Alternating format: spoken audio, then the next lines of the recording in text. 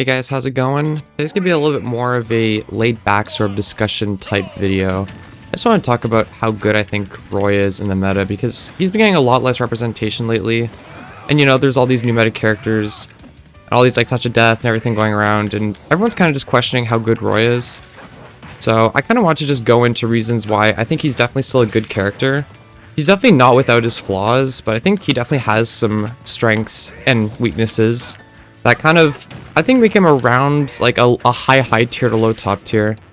But I mean, everyone's high tier and top tier are of different sizes, so I'd say he's around probably like 20th, something like that. He's kind of just below like the club of characters I'd say are like broken, right? You know, we all know those characters. But he's just a really solid character, so I think I'm first going to go over his strengths, and I'm going to talk about a little bit of his weaknesses. So the first strength, and I think this is a big deal, is he's very fast. So everyone knows, you know, Roy's fast. He has fast moves and fast movement. So what's really good about that, I'm not going to go too much in detail. I kind of want to keep this short. But basically, he can kind of pick a lot of situations that he wants to engage in. Whereas a lot of other characters, I kind of want to compare him to Corrin a little bit, because a lot of people think Corrin's better, and I don't think Roy's better than Corrin. And I think one of the big reasons is because Corrin can sometimes, because of her mediocre movement speed, can be forced into certain situations, whereas Roy can kind of pick his poison, sort of. And you can kind of just go for interactions that have really good risk-reward. So having good speed, especially a lot of the meta characters right now, you know, Snake, Steve, like kind of Game Watch to some extent, are like a little bit slower. And you know, the older meta characters like Fox, Joker, it was a lot more of a fast meta. So I think that Roy having that speed definitely still really helps in dealing with those situations. Yeah, even in a matchup like this, I'm kind of not dealing with Gordo very well right now, but he has the speed to kind of maneuver around and just be a threat at all times. And that kind of brings me to my next point, whereas Roy always has a good setup, I feel like, wherever he is in kind of the burst range. Like, he has jump forward side B for kind of pressuring the mid range. Then he also just has jab back air, right? You know, he always starting to just run up jab. So I think having a diverse kind of range of threats at different attack ranges is a huge deal. And also, although his grab game is limited at higher percent, it's still really good at you know, it's still really good at low and mid percents. So that's definitely a really good bonus for him, because a lot of the other sorties like Lucina or even Corrin have mediocre grab games, and Cloud. Alright, let me get off ledge. Okay, there we go. Kind of playing not the greatest right now. Okay, there we go. I don't know if there's a shield poker or shield drop, but either way, we'll take it. So yeah, Roy's very fast. I think that is a huge deal in this meta, even though there's all this Touch of Death and campiness going around and timeout. Roy still has the speed to make his way around the stage and to always have threat while doing so. So I think that's a really big thing. Also, another thing about Roy too is his approach game, I feel like, is pretty airtight. So what I mean by that, he doesn't have very many blind spots, and there's not kind of a one-size-fits-all counterplay. Anyways, I'll get more into that in the next game. Okay, well, it's a one-stock rule set, so I guess I should have expected that from a laggy Wi-Fi DDD. But anyways, so what I was saying, he doesn't have much of a blind spot when he approaches. So a lot of characters can kind of have, you know, these blind spots or like ranges where they're not so great at. Or, you know, like they can't cover jumps or they have some kind of frame data weakness. But Roy really does not have like struggles like that at all.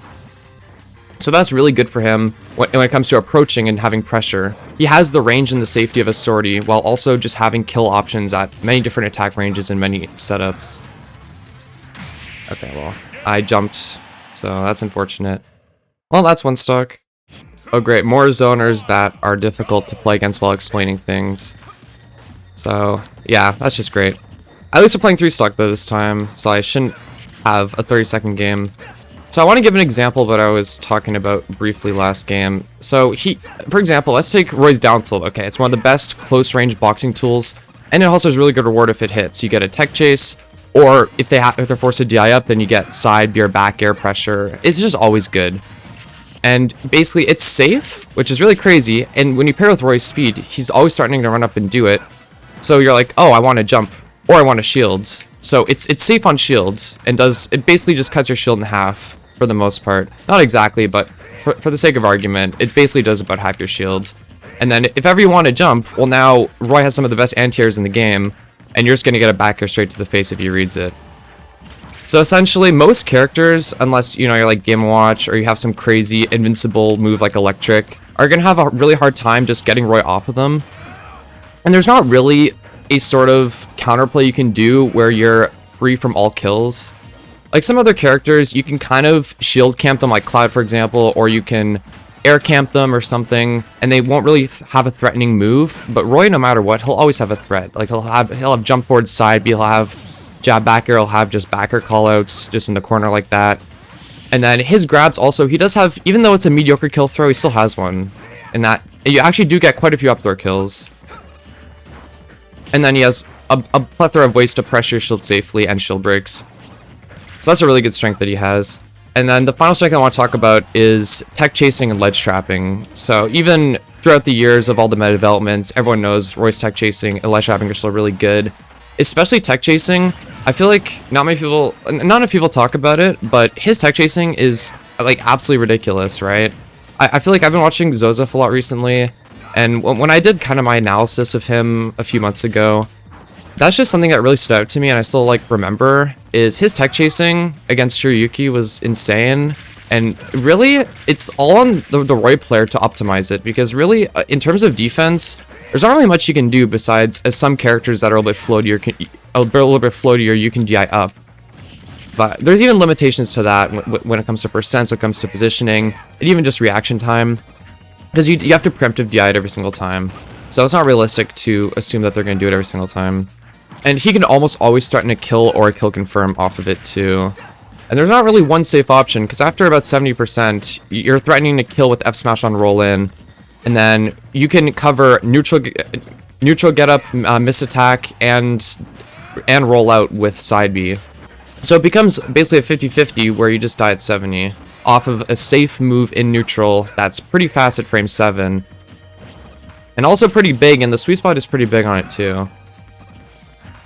And then when it comes to ledge trapping, just jab, a combination of jab, and really good roll punishes to basically make it so that it becomes a game of holding ledge and kind of waiting for what the Roy wants to do and trying to read what he wants. And then you pair that with one of the best ledge trumps in the game, and then it just becomes really difficult for most characters that don't have some absurd ledge option like Bayo to get off ledge. So yeah, I think Roy's strengths, even in a meta like this, where, again, it's more timeout, more campy, more touch of deathy, his strengths still persist. I just think he lacks a little bit, and I'll get into this with the weaknesses. He does lack a little bit of X Factor in some cases, or at least he lacks as much X Factor as the really, really broken characters. I think that Roy is definitely still, he has all the makings of a top tier. He just can get a little bit power crept, or mostly kind of resource crept, I feel, because he's very powerful. But he kind of just lacks a lot of just the X Factor that a lot of super top meta threats have. So yeah, so that brings me to weaknesses. There's not that many because Roy's pretty good, but I think I have 3. First one is going to be matchups. I think that that's a huge issue and kind of why he struggles a lot more in the new meta. And that is a lot of his matchups are either really unreliable at top level or just bad against the top tier specifically. So let's look at like the top 5, for example. So you have Steve, okay? Like I believe it's Roy's worst matchup. And even if you want to argue that others are worse, you can't deny that it's pretty unreliable, because Steve's game plan can really just work a lot against Roy, despite Roy's attempts at counterplay. Because, you know, there's only so much up B against up tilt you can, you know, like the up tilt reads you can do, and there's only so much rushing down when he has really good defensive options and really good risk reward off of just getting reads at mid range. And then next up you got, you know, Sonic, which is good, but again, it can be a little bit scary because of edge guarding, but for all intents and purposes, that one's really good. And then Game & Watch is probably near even. I think it's around even. But another scary matchup, and another one where Game & Watch can really make Roy pay for just doing things at mid-range and being on ledge, and edge guarding as well. And also has really good 2 frames against Roy. So even Roy's like good matchups into top tiers are just very scary, because he does have that consistency issue. And then to round out the top 5, Snake, I think, is definitely losing. It's very difficult to always counterplay Grenade and have like sort of a consistent game plan. And then Rob is also not terrible, but again, it's really scary because you can only mix up your recovery so much before you get down aired. And also just Roy being an approaching character, dealing with the 0 deaths can be a pain. And then other matchups in the top 10 too, you're thinking Min Min, I feel like which is trending in a bit more of a losing direction for Roy. And then obviously Kazuya is pretty rough. You also have Aegis, which is rough, and then Pikachu, characters like that. Joker can be a little bit tricky as well, even though I think it's probably even. Yeah, like Roy's matchups at super high, like the super top tiers, are just either bad or really inconsistent, which I think is a huge issue when it comes to Roy making long runs at majors, which is why he's been absent in a lot of top 8s recently. And I think the last really good performance from Roy was at that like one invitational, like the back to school one. But the thing is, that's an invitational, right? Like the bracket's locked. I feel like the matchups that tournament weren't too bad for Roy. So I feel like at open brackets where, you know, you have like 500 plus entrance events, it can be just really hard for Roy to make very long bracket runs. Because if he just runs onto those problematic matchups, you know, like the Kazuyas, the Steves, the one that you see like Cola, you know, losing to, you know, to get like 500th at Kagaribi or like stuff like that. Like you see the Roy players often be a lot more inconsistent. And I feel like a lot of the Roy top reps are really good players. It's just the character does have consistency problems, especially when it comes to those matchups. And then that also boils down to him having his disadvantage weakness. So his hit recovery, although a lot better than most people give it credit for, against certain characters, it is still pretty rough. And it's very easy to two-frame, which again can just, you know, be like the one critical stock you need in a set, just that doesn't go your way. And he's also not that durable when it comes to juggling too. I mean, he has good speed and good buttons to get down, but I feel like a lot of the time he just can kind of get zoned when it comes to juggling a little bit, and then he'll fast flare dodge, and then he'll get punished really hard because of his false speed, and just like things like that. I mean, it's not anything too crazy, but I feel like when you pair it with how easy he is to combo, and just overall kind of, he feels like a glass cannon, I guess is the best way to say. There we go. Yeah, kind of struggling a little bit. Another zoner, I mean, that's not the archetype I want to be fighting while trying to have a discussion, but yeah, I think that's about it for weaknesses. Yeah, just the last one I had is just, he has a lack of just broken factors in his kit. But yeah, I think that about rounds up what I had to say about Roy. I don't think he'll probably trend down slightly, maybe. I think the meta is pretty developed. But it really just depends on if other characters are a little bit more realized. Because I think Roy's pretty much fully realized outside of some a little bit more like niche combos and just routes that Roy should be going for more. So yeah, I think his problem is that other characters get better, not him getting worse. So yeah, I think that's about it. Didn't want to keep this too long. So thanks for listening to what I had to say. And I hope that Roy still gets results because he's one of my favorite characters. He's super, super fun to watch. I think he always makes for good top 8s. So yeah, thank you for watching, and I'll see you.